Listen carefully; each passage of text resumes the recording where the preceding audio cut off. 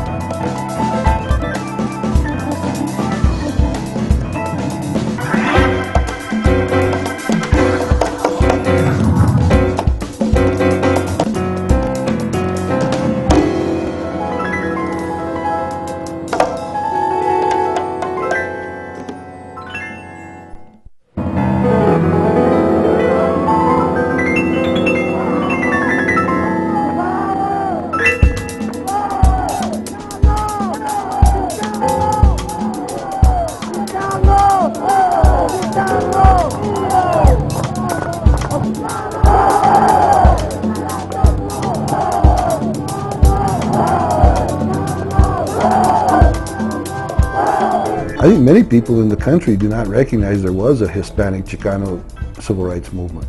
They think the civil rights movement is all black. The black movement was concerned with the question of civil rights. The Chicano movement was not only concerned with the question of civil rights, it was also concerned with the idea of cultural preservation. Sometimes we'd be in a room with the Black Student Alliance talking about who was the most oppressed, and it was, oh yeah, well my people came over in chains, oh yeah, well my people were here and they had the land taken away from them. Those movements worked together and they all wanted the advancement of their people and then collectively the advancement of people of color. By the 1960s, Mexican Americans had transformed their brown power into a campaign for civil rights and cultural pride. The result? El Movimiento, the Chicano movement.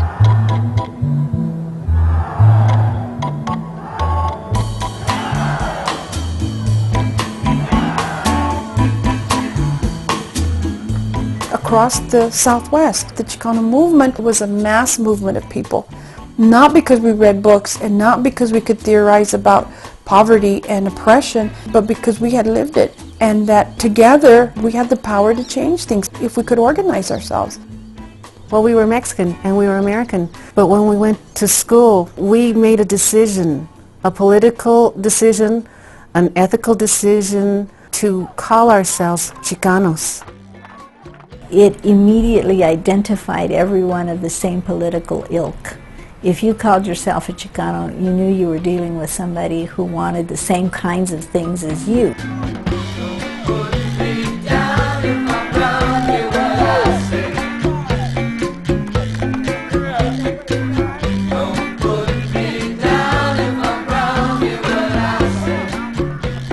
I was born in Lamar, Colorado, here in the United States of America. Mexican Americans, as with many small towns, there was a railroad track that ran down the middle of the town and it divided the white population from the Mexican American population. I realized that my mother was very sensitive to our food. When our neighbors came over, it was automatic for her to throw a dish towel over her freshly made tortillas. That was a very clear message to me that we were ashamed of what we ate. There were signs that said no Mexicans allowed. I remember that as a little girl. But going to school, I remember they would line us up and search our heads for lice because we were farm worker children. And that I had the lowest self-concept when I was growing up. That day I had torn my pants before and my mom had patched it. My clothes were clean, but I went to school and I had a patch, and the teacher got upset and she told me to come up to the front of the classroom, and which I did, and then she said, look at this kid's clothes. This is what you call a dirty little Mexican. And she grabbed me by my hair, pulled my hair, and then told me to go sit back in the chair. And that's the first time I had any kind of awareness about being different. Some Mexican Americans lived an unequal status in the land of plenty. Parents who experienced the prejudices of the 1940s and 50s found safety in assimilation. Their children spoke English, not Spanish. Out of my 23 grandkids, not a single one of them talks Spanish. Culture is being siphoned through the language. And if you lose the language, you lose the culture. We're so busy surviving that we don't tend to these things that are precious to us.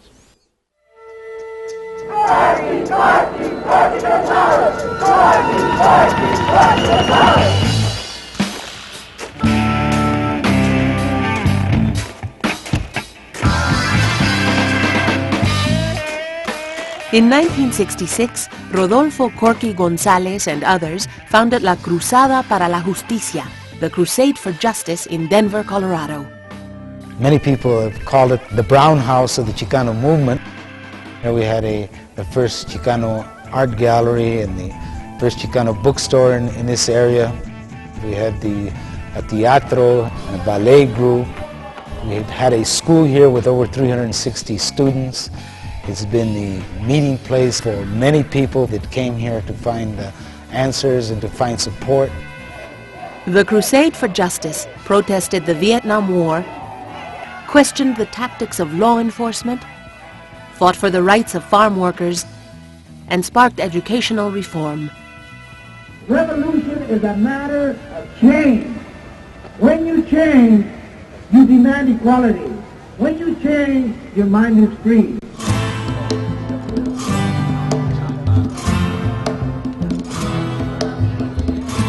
We try to encourage our people to circulate our money as opposed to spend it in other communities, start our own businesses, buy our own land, buy our own houses. Some of the goals related very much to the same goals that the black Muslims were advocating. Malcolm X and his philosophy was very instrumental with the crusade. We followed his doctrines more than we did Martin Luther King's. I consider myself a Corkyite, and that was a threat. Martin Luther King, he didn't frighten people. Cesar Chavez, he was the same as Martin Luther King. He didn't frighten people. He were talking about peace. Turn the other cheek, turn the other cheek, turn the other cheek. Corky said, no. If they hit you, you hit them back. But the only way that we get the man off our back is when we decide as a people that nobody's going to put us down. If you do something and nobody reacts and you're not being effective, if you do something and everybody gets concerned, then you have your finger on someone's nerve somewhere. The Crusade for Justice organization grew to have a tremendous impact as an advocate for people of Mexican descent, but also as an organizing model for urban areas in places like Dallas, Albuquerque, Los Angeles, Phoenix, because it had a tremendous power base.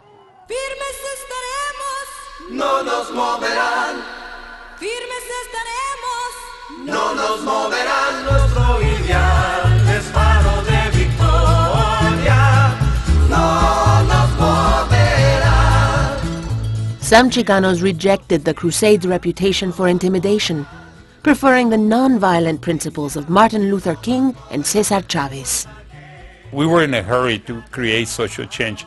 Chavez would warn us, stop, you've been abused for 400 years, you're not going to change that in 2 years.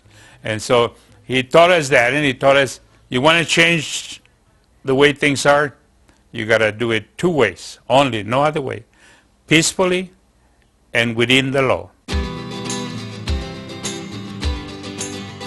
In 1966, Cesar Chavez, his wife Helen, and Dolores Huerta established the United Farm Workers Organizing Committee. They led a nationwide grape boycott to persuade growers to unionize its workforce. In Colorado, the effort was led by Juanita and Alfredo Herrera. And then we chose the Colorado. And it was very, very funny because in Colorado, I used to be here as a migrant. They said that the only thing that we can do, get out and do the boycott city by city. We go from Pueblo, Colorado Springs, and I go to Fort Collins and talk. Don't eat grapes. That's all what we ask you. At least boycott it. They didn't even know what was boycott means. Okay? They said, don't eat grapes, period. We picketed Saturday morning and and Sunday. As people would come into the store, we'd give them a leaflet explaining the kind of union that we're trying to form in California. And that if they ate the grapes that were sold by that store, they were non-union grapes. They were picked by scab workers. So we asked them not to buy those grapes. I remember one of the very first experiences I had in college was working the boycott lines outside of Safeway. And that was the first time that I had experienced anyone calling me a terrible name, it was a terrible name, and telling me to go back where I came from. And I naively thought they meant Lamar, Colorado, that I should go back to Lamar. I was quite a self-righteous little thing when I was going to college, and I remember I'd go back and we'd have these long polemics and, discussions with my father, who loved Coors beer. Now, one of the big things we were boycotting all the time was Coors. And so we boycotted grapes, we boycotted Coors, we boycotted Taco Bell, You looked at us cross-eyed and we'd boycott you probably. From northeastern Colorado to the western slope, from the Arkansas Valley to the San Luis Valley, the grape boycott worked. It proved that Chicanos could bring about change through action. But it kind of felt like we were doing something good, something noble, something for humanity. We thought that if we could organize farm workers, it was going to help their life. So it's kind of like a noble cause, it's almost like a religion. Si se puede. It can be done. It's possible. The Colorado Migrant Council provided basic services for farm workers, such as adult education, job training, and Head Start programs. Lalo Delgado was a leader in the council for many years. When I came and I saw how desperate was what the farm worker was going through, it just kind of blew my mind. I said, these people need all kinds of help. No restrooms for women or men. No restrooms. So you have to wait all day or find a way that you can go to the bathroom. So it was very hard, especially for women. My goodness, as I shared with the legislative committee, pregnant women lived in the farms. They had no place to go. Not only use the toilet, but also wash their hands before they came back out to work in the fields where there was food. I got legislation in Colorado to listen to me finally, because I would go every year and says, we need toilets in the fields. I'll pay for them. I got money. I beg you for 3 years to put toilets in the fields. So I'm just now going to instruct all the farm workers to pee on your tomatoes and your lettuce and everything, and you enjoy that. I could not get it out of committee. And that was one of 2 times in my 12 years as a state legislator that after the committee hearing was over with and the other legislators had left, that I broke down and cried. The peaceful protests of the United Farm Workers inspired many to reform their own working conditions. In Brighton, Colorado, Guadalupe Briceño, often called the mother of the Colorado Chicano movement, spearheaded the 1968 Kitayama flower strike. After walking the picket line for 7 months, the women decided to end the strike with one final act of civil disobedience. They chained themselves to the company fence. In the early morning fog of February 15th, Weld County Sheriff deputies advanced toward the strikers. Instead of negotiating, the deputies sprayed tear gas over each woman.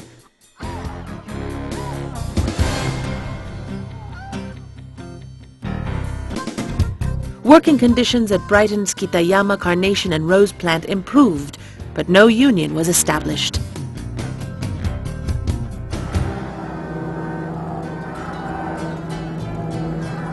After the United Farm Workers won the union contract and ended the grape boycott, it turned its support to the lettuce and vegetable workers, who made 20 cents less than the minimum wage.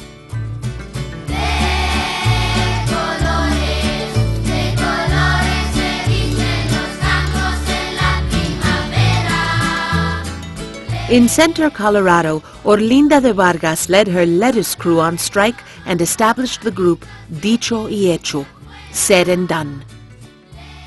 Farm workers from the San Luis Valley, Arkansas Valley, and northeastern Colorado joined Dicho y Hecho. They walked for 7 days, over 112 miles, from Pueblo to the Colorado state capitol in Denver.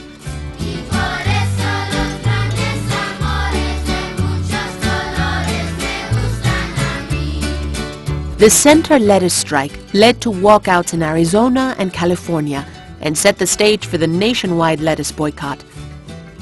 In support of their compadres, many grew their own lettuce.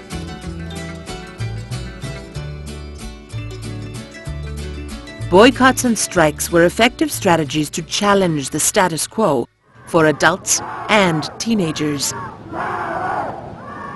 In March of 1969, students at Denver's West High School walked out of their classrooms and into the streets.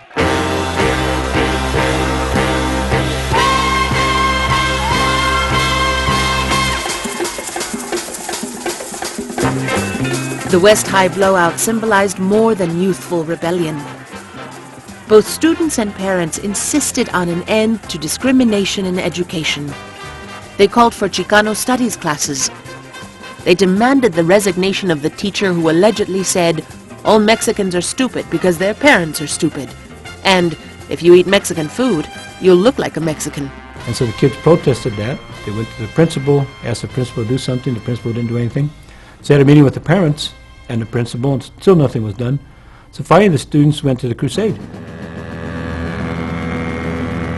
Days that followed, I mean, there were some like riots around there where police were coming around the neighborhood a lot, and there were people throwing rocks and bricks and you name it at them. And the police seemed to all know who each one of us were, the active members of the crusade. We were just approached violently by the police, just grabbing us and throwing us down to the ground and handcuffing us. We were handcuffed inside the paddy wagon. They sprayed the inside of the paddy wagon with mace. A lot of young people wanted to avenge that situation, and so there was a lot of riot activity that was going on. Within 24 hours, the walkout at West High School led to solidarity walkouts at North, Lincoln, Manual, East, Adams City High School, and nearly 10 or 11 junior high schools throughout the inner city. And within 48 hours, the public school system was paralyzed by this walkout. Corky, as far as you are able to tell at this moment, do we have a situation that will remain peaceful in Denver? Peace comes by mutual respect, and we hope that those forces in this city, which means the police forces, start to respect our community, our young people. That walkout led to the radicalization and the politicalization of an entire generation of young people of Mexican descent. It also stood as a model for student activism from which college students learned from.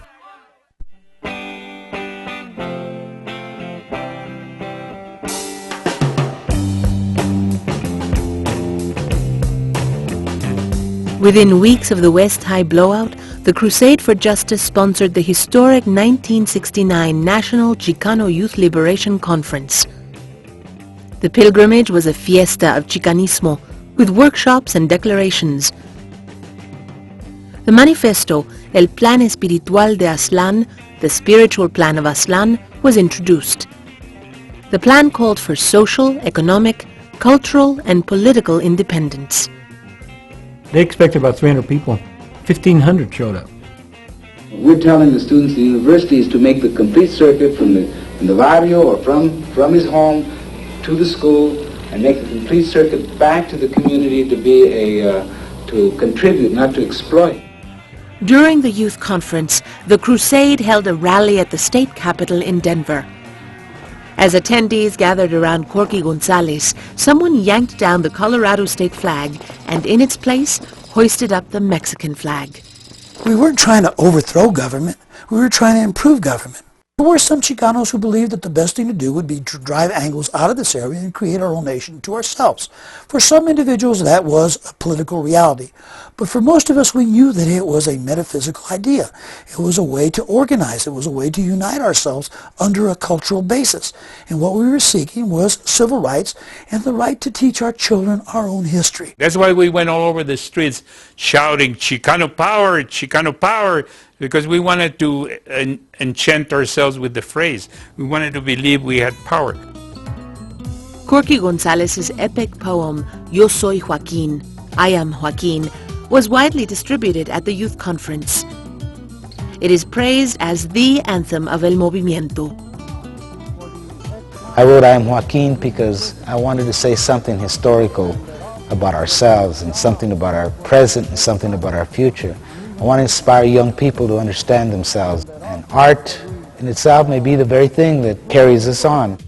The reason we began to write was, number one, to use our art as a platform, as a forum, to say what's wrong with us. Where are we aching? Where are we hurting? Secondly, we wrote to preserve our culture. The third purpose was to inspire the people in the movement and for us to be inspired by the people in the movement. Probably the most important symbol that I brought about into the movement was the mestizo head. When I was in Mexico, we came across this image on a mural. It had a tri-faced head, Spanish on one side and an Indian on the other, and the offspring was the mestizo. So essentially what I did is I just took that image, I put a mustache on it and made it older. And this symbol I started mass producing, so it became a symbol to the Chicano movement, identification of who we are. The Chicano art movement adopted ancestral icons and political symbols which gave meaning to their plight and hope for their future. Murals, art galleries, teatro, newspapers, books, and radio stations were devoted to Chicano life and culture. Soy soldado de levita, de esos de caballería, de esos de caballería, soy soldado de levita. El que nace desgraciado de... The movement gave Chicanos the confidence to publicly recognize and celebrate their holidays, Cinco de Mayo in May and Mexican Independence Day in September. Nearly 5,000 men, women, and children marched today in Dia 16 parade. The people are proud to be Coloradans, they're proud to be Americans, but they're also proud to be Chicanos. Andy Martinez, Channel 4 Eyewitness News.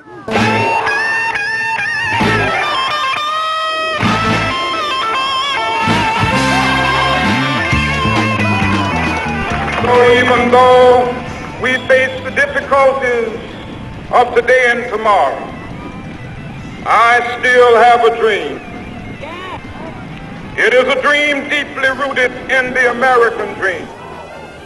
The civil rights movement of the late 1960s was a harbinger of change for the United States. Newly empowered Americans voiced their opinions about important social conditions. In New Mexico, Reyes López Tijerina organized La Alianza Federal de Mercedes, the Federal Land Grant Alliance. Aliancistas fought for the return of lands seized after the Mexican-American War. In 1967, they occupied a disputed land grant in Kit Carson National Forest and raided the Tierra Amarilla courthouse. Their beliefs inspired many Chicanos in Colorado and the Southwest. Their slogan, Tierra o Muerte, land or death. Citizens took to the streets in the name of women's liberation, Native American rights, and in protest to the war in Vietnam. Within a span of 2 months, Dr. Martin Luther King and Senator Robert Kennedy were assassinated. Their deaths cast a shadow over the country. It was a very negative period, a very depressing period. And so I guess the whole country had a choice, either tear itself apart or try to build for the future. right after the assassination of Dr. Martin Luther King, one of the first responses by the federal government, especially in education, was to begin what were called educational opportunity programs to recruit African American students and other ethnic minority students to the colleges and universities. We were so committed to the idea of getting other Chicanos into school that we spent all of our working and waking moments, it seemed, involved in this movement to try to get people there. They had El Centro Emiliano Zapata. Those were Chicanos that had gotten their degrees, went back to the San Luis Valley in Alamosa and Adams State and started recruiting all around the valley. So people like myself from San Luis, students from Antonito, El Centro, Monte Vista, Del Norte, Sierra Grande, all of us were able to go on a pre-collegiate program at Adams State that summer, and boy did they indoctrinate us. That was the turning point in my life. Boulder was a beehive of activity. The Chicano population at the campus of the University of Colorado from 1968 to 1971 went from about fewer than 50 Hispanic students to more than 1,000. And there were 1,000 other people who looked like me, who had last names like me, but they didn't go by Acosta, they went by Acosta, Aguilar, Mondragon, Garcia, Gutierrez. They had all those names and people knew how to pronounce them. That I was no longer just being called Mexican. I became Chicana and I loved it. The Chicano movement was born out of that nationalistic ideal that says, okay, we're Mexican and we're American. One of the quips we used to use is that we were neither Mexican nor American, but the hyphen in the middle. And that's what the Chicano was in those days. We were the hyphen in the middle because we were not accepted by either Mexicans nor the United States. So we had to forge something on our own. The defining moment in terms of the Chicano movement for myself was when I went to the University of Colorado at Boulder. And so it was through that university experience and learning about Chicano history, Chicano studies, that I began to be able to understand the social conditions that I had come from. So it all came together for us during the civil rights movement, and there was no turning back. It's like they say, the most dangerous Chicano in this country is the one that has an education, the one that understands who they are, where they came from, and where they're going.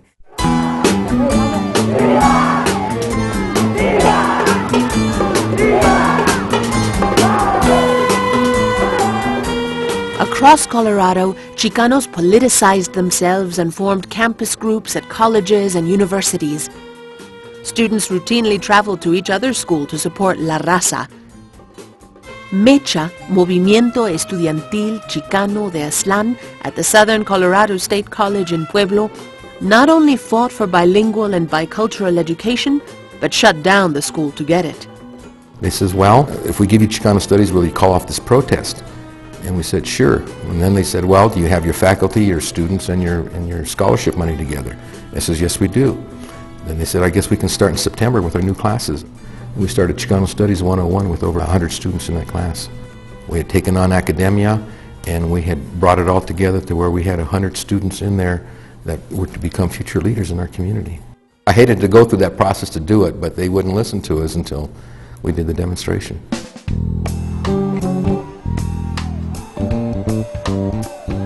The largest Chicano campus group in Colorado was UMAS, United Mexican American Students. They championed bilingual education and led grape and lettuce boycotts. Like other student movements across the country, Chicano groups protested the Vietnam War and denounced it as racially unjust.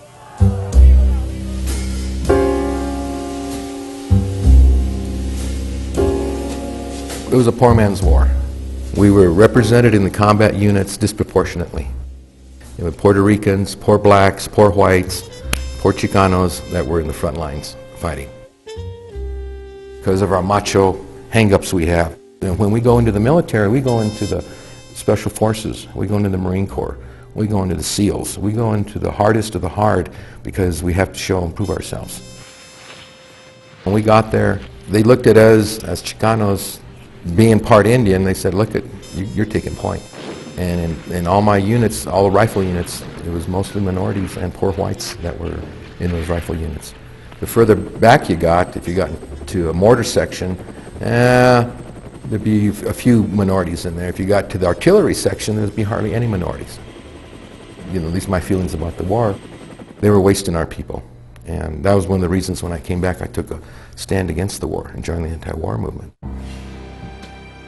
I volunteered all the way. I volunteered for Vietnam. I was as gun-ho as you could get, but I kind of hit a wall. I really felt that it was wrong. We had no business there, and I was still there. And I had that difficult choice of what am I going to do now that I'm still here. You know, if I was back in the States, it'd be easy to be against the war. Being against the war in Vietnam was kind of a tough thing. The anti-war demonstrations were happening on almost every campus in the country, and Mesa College was no exception. That was really kind of my first introduction to activism, was as an anti-war veteran. I asked my parents to sign for me. I was 17 years old. I was still in high school. So I joined 6 months before I graduated, joined the Air Force. It was not at all like I thought it was going to be. And that was really probably my first time of dealing with racism. And that was right when I was getting ready to be discharged in '69. There's no way to really translate it, but I had a lot of coraje. And I made a lot of enemies, especially with a lot of the bikers and a lot of the vets, because I came home from the war, and then when I got involved in the movement, I started speaking out against the war. I came home from a war, to a war, and I've been fighting ever since. And sometimes when I sit and think about it, it's easy to become addicted to confrontation. And that's what happened until I met Corky. I walked up and shook hands with him, and I told him my name, and I just told him, who do you want me to kill? He goes, why do you have so much hatred, brother? I told him, because I hate what the white man has done to me. He says, you know who you hate? He says, you hate you, brother. You hate what they've taught you about you, and you hate what you've done, and you hate what you've become. I was dumbfounded. I didn't know. I had no response. He let go of my hand. He told me, you know what? I have a place in Denver, it's called the Crusade for Justice, where we struggle to deal with the racism and the hatred and the things you're talking about. After that, I went and sat down, and then Corky spoke. And then we asked him, what do you know about the 20,000 years of Indian civilization that is part of our heritage? What do you know about the tortilla? And they didn't know anything about it except to eat it.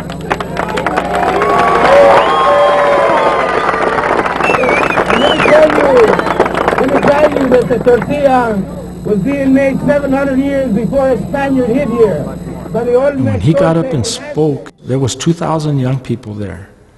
But he was talking to me. Corky Gonzalez showed me a light. He gave me an avenue, and he showed me how to make change.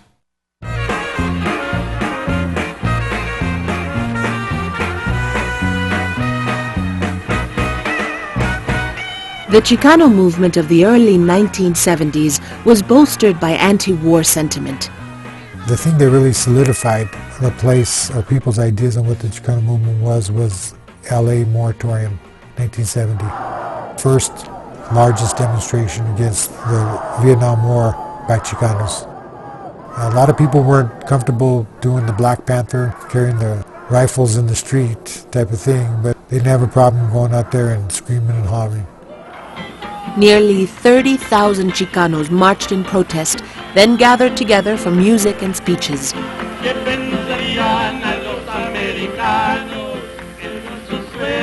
As Los Angeles police tried to clear the area, the peace rally turned into a riot.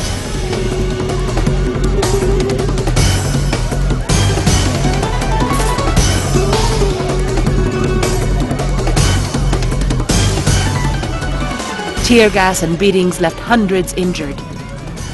Dozens were arrested. 3 were killed, including noted LA Times journalist Ruben Salazar. It was sort of a turning point. They came in and disrupted a peaceful protest, and I think a lot of people then start thinking, something else is going on here. The aftermath of the LA moratorium motivated more Chicanos to join with their fellow Americans in the anti-war movement. Others swelled the ranks of the Crusade for Justice and the United Farm Workers. Early civil rights organizations, LULAC in the late 1920s and the American GI Forum in the late 1940s, set the stage for new organizations such as La Raza and the Brown Berets. It was like, we don't need the police in our neighborhood, we'll do it ourselves. The Brown Berets began as a militant security detail. It transformed itself into a force for social change. We started taking responsibility, not just blaming, not just demonstrating, but providing a service to our community, dealing with racism, dealing with fair housing. We started supporting the farm workers on their boycotts and their demonstrations against Safeways, against Coors. And at that time, I think we were boycotting so many different things, you couldn't buy almost anything. These were all positive actions that were taking place.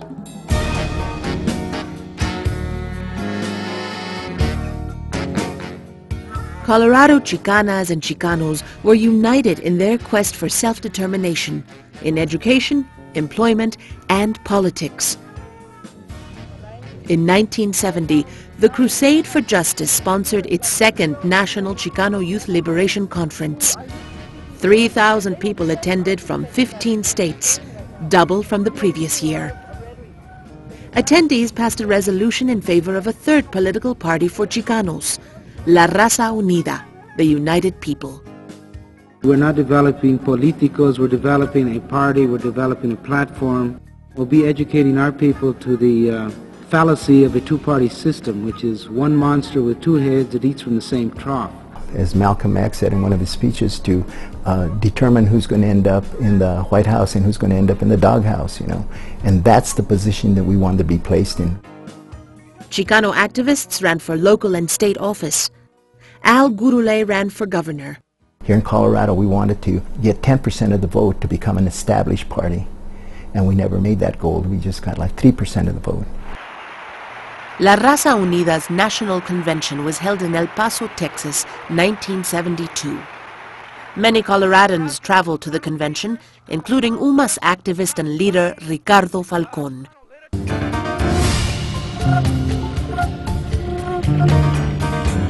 While driving through New Mexico, Falcón's car overheated. The car pulled into a gas station run by white supremacist Perry Brunson. They jump out of the car, they're trying to cool the radiator. Perry Brunson walks out of the gas station and he says, we don't waste water here. And so Ricardo approaches him and says, it's not a problem, we'll pay for the water. We have this issue with the radiator. And so then he turns around and he says, you Chicano motherfuckers are all alike. And he walks into his gas station, and then Freddie and Ricardo talk a little bit about, this is going to be a bad situation, what shall we do? Ricardo says, I'll go in and I'll pay. So as Ricardo's approaching the doorway to the gas station there, Brunson reaches under the counter, he pulls out a .38 and he fires into Ricardo point blank and he shoots him. And then a state patrol comes to my house and says, well, your husband has died, has passed away, and so you should probably, I don't even remember what he said to me. All I know is that Ricardo had died. I think that was a defining moment for me in terms of what it means to be a soldier in the movement. I also had a report that Colorado is wearing the black armbands in mourning for Ricardo Falcón. I'm Francisco Martinez, and I'm an attorney on one of the teams that have been investigating this matter. I know in my heart and in my soul that my husband was murdered. The town of Oro Grande and Alamogordo helped Mr. Brunson in every way they could with the murder because no attempt of any sort of help was given to my husband. He was murdered in Alamogordo over water. And how do I explain this to my son?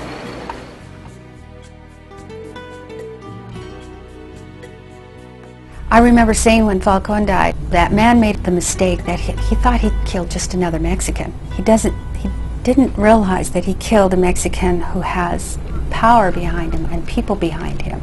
This won't go away. We won't forget. Here we were on our way to a conference, and we ended up organizing around a murder.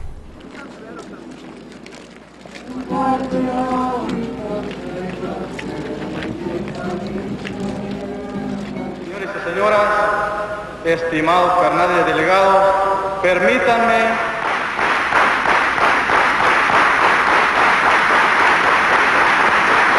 ¡Viva la raza y que viva la unidad! La Raza Unida was considered an impossible dream.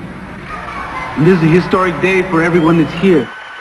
So the question was always, is it really a political party where we're trying to get people elected, or is it just a platform to speak about the Chicano issues? We thought, well, you know what? Everything is up for grabs. Everything. The Democrats have not done anything for Mexican people. The Republicans have not done anything. And you know what? We know our issues. We can create a political party. There was not one thing that we could not do within the context of community and the Chicano movement.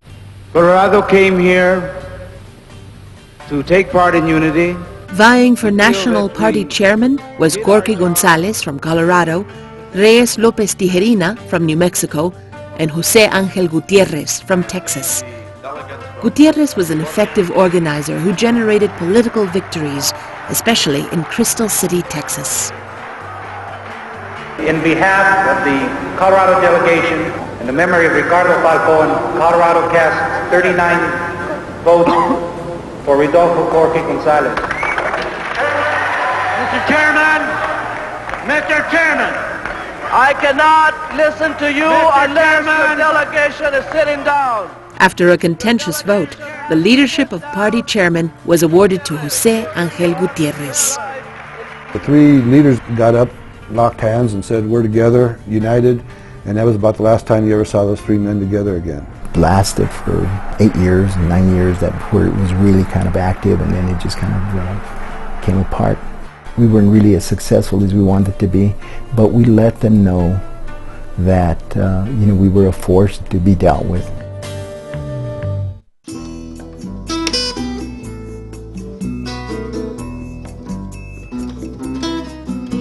On a winter day in 1973, the American Indian movement reclaimed part of the Pine Ridge Indian Reservation, known as Wounded Knee. The Crusade for Justice was suspected of supplying weapons to activists at Wounded Knee. Tensions escalated between law enforcement and Crusade members. In March of that year, a confrontation between Luis Junior Martinez and a Denver police officer resulted in death.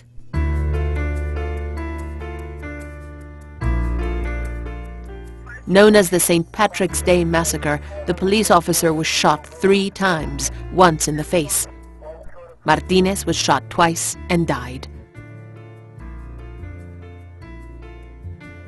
An hour later, an explosion ripped through the apartment building where Martinez had been staying, adjacent to the Crusade headquarters. Denver police blamed the explosion on the Crusade for Justice. The Crusade blamed the police as payback for their support for Wounded Knee. The next day, the building was demolished, proving neither claim.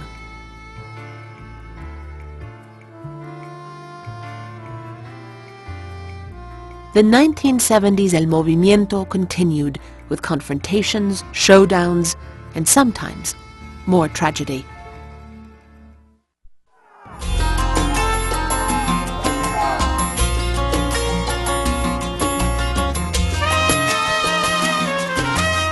In spring of 1974, at the University of Colorado at Boulder, activists took over temporary Building Number 1, TB1, headquarters of UMass's Educational Opportunity Program.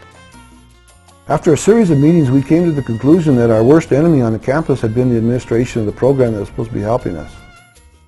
The real issue was financial aid. We felt that the activists opened the doors, deserved to be there like everybody else.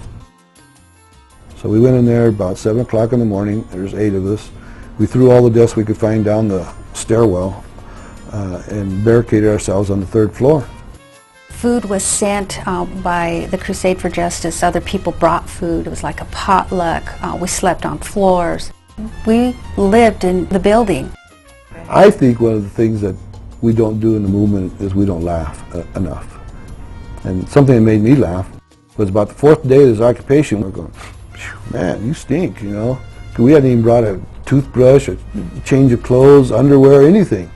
So anyway, we're like, I'm going to take a sponge bath. And said, yeah, but you can put on the same old clothes, and then you can wash those clothes, but what are you going to wear while you're washing them? And we had this big dilemma, and somebody opened up this big locker and says, well, look at this. And we had a dance group. We had all these great chado outfits and big dresses like the girls wear that look like butterflies.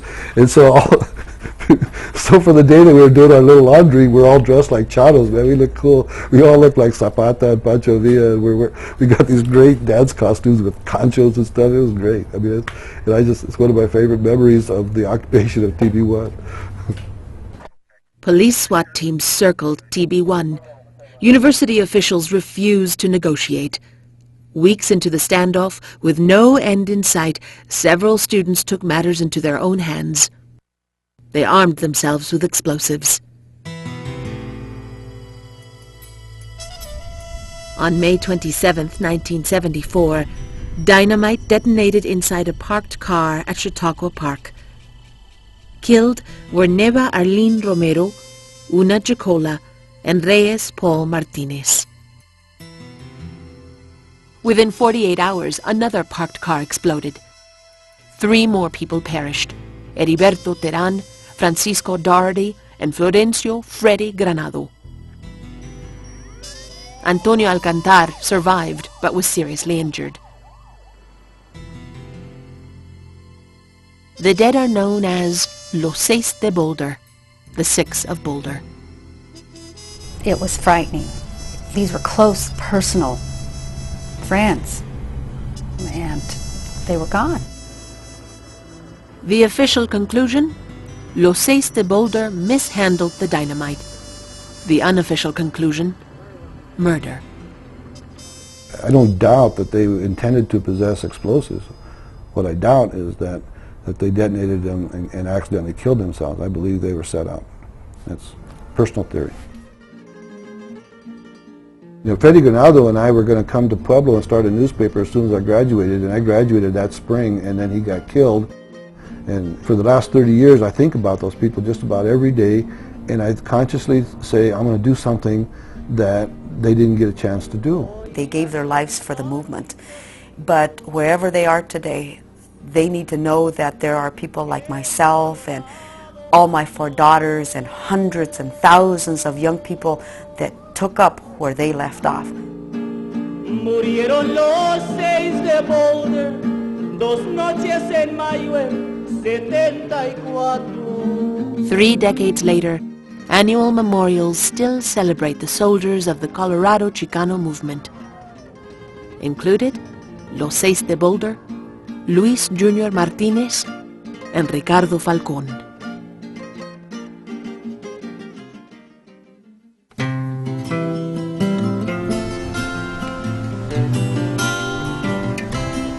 Although I think some historians think or have a perception that rebellion started in the 60s in urban areas like Denver and Pueblo, Albuquerque and LA, within the context of Colorado, areas like the San Luis Valley were fertile ground for rebellion. In the San Luis Valley of southern Colorado lies La Sierra, the mountain. The ownership of La Sierra has been disputed since 1960. We settled that community in the mid-1800s, and we lived off the land. There's no way that my ancestors, my great-grandparents, my grandparents, my parents could have survived without the resources on that mountain. There's no way that you can live in the lowlands in this elevation with 8 to 10 inches annually of rainfall without accessing the uplands. The uplands where all the wildlife were, where the fish were, where everything that you needed. It was a cornucopia. Heirs of original settlers of San Luis claimed La Sierra for themselves, and based their legal right on the 1863 Beauvien document. That 1863 Beauvien document basically stated that the original settlers of San Luis, of the Culebra, would have the rights to that mountain and that those rights were to be held in perpetuity. In 1960, property owner Jack Taylor fenced off La Sierra from the townspeople. That's when all hell broke loose. They were going to hang Jack Taylor. They shot into the jail. I mean, it was a riot. So, you know, that was before there was a Chicano movement. And I saw that as a teenager. It stayed in my mind. It's in my mind. It's embedded in my mind. And one of the things that I want to make real clear is that our rights come before the rights of the owner, because the mountain is subservient to the land. My husband and I started the Land Rights Council in 1977. Our ultimate goal was to regain access to the mountain and the historic use rights. Those rights included hunting, fishing, picnicking, grazing, wood gathering. We went into court honestly hoping that we would get some kind of justice within a reasonable amount of time. For me in 1981, a reasonable amount of time would have been 10 years. Never envisioning that it would take 3 decades. June 24th, 2002, the Colorado Supreme Court, in a decision of 4-3, came out and said that we most definitely had the right to go up on that mountain to graze, to gather wood. Now, we didn't get the right to go back and hunt. We didn't get the right to go back and recreate and fish and that stuff. The legal battle has ended. The battle to restore that mountain, the battle to maintain that mountain for future generations is just beginning.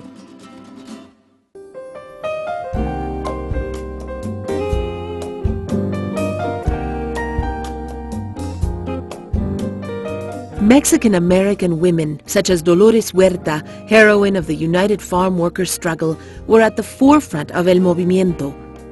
Other Chicanas remained in traditional supporting roles. You cannot become politically aware and not realize that your own rights have been limited because you're female. We've taken on more leadership roles. We might still be in the kitchen, but we go from cutting up menudo to the press conference without batting an eye. Many times when we talk about our Chicano leaders, we have a macho tendency to talk about men. But for every man, there's usually 2 or 3 women who were doing equally as well, if not better, than the men. But the limelight goes to the males. Corky Gonzalez, Jose Angel Gutierrez, Reyes Lopez Tijerina, and Chavez. In revolution, there are no superiors. They're all compañeros y compañeras, that one must depend on the other. And that any movement can only survive if their women are involved. I think it's very important as we tell the history of the Chicano movement that it wasn't just about the leaders or the people that were up front giving the speeches, but it was about everybody who passed out flyers, attended a meeting, or just talked to somebody else in their home about what was going on, educating people. That's what the movement was about. You have the folks that believed that you work within the system to cause change, and then you have the folks that were led by Corky, that's saying, no, you have to push the system. You have to work outside of the system. You have to cause the system to change. You have to beat the system, you know. And so Corky took the more militant route. The Chicano movement itself was empowering. It was for the first time you could make the rules. You could look out your window and see everything that was wrong and say, you know what, I can change that. I can go out and change that. We showed that you can work together, that whites and blacks and browns and Native Americans can come together and make social changes. You know, one time my mom calls me up, she says, Juan, you won. I go, what do you mean, Mom? She says, oh, I just came from the grocery store and they have Cinco de Mayo signs all over the store. It says, happy, celebrate Cinco de Mayo. He says, you guys won. And I just thought it was funny because she thought we were fighting for supermarkets to celebrate Cinco de Mayo.